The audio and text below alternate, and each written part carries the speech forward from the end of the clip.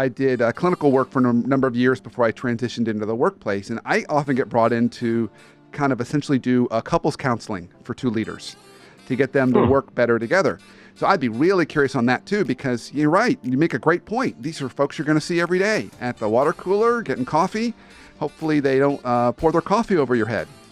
So how do we do that? So let's start down that first path. When you think about best practices or mindsets or ways to approach a conflict or some situation where we've just butted heads, what are some tips or tactics you might be able to offer us?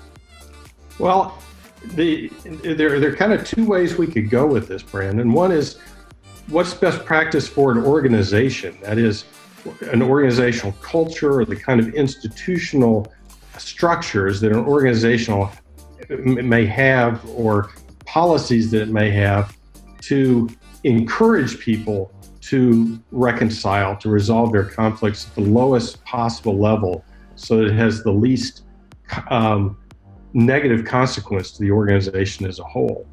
And the other path we could go is what individuals can do.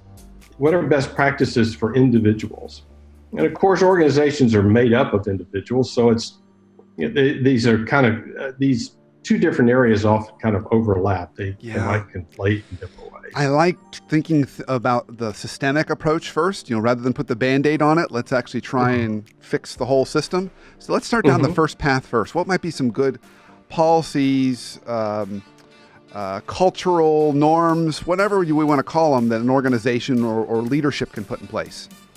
Well, I think leadership has to take the attitude that, I know part of your show is about dysfunction.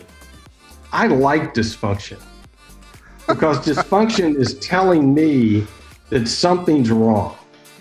Now, That's another soundbite, by the way, Isaac. We're going to grab that from Doug. Love that. That's beautiful. Of course, it gives me a job if there's dysfunction. That's true.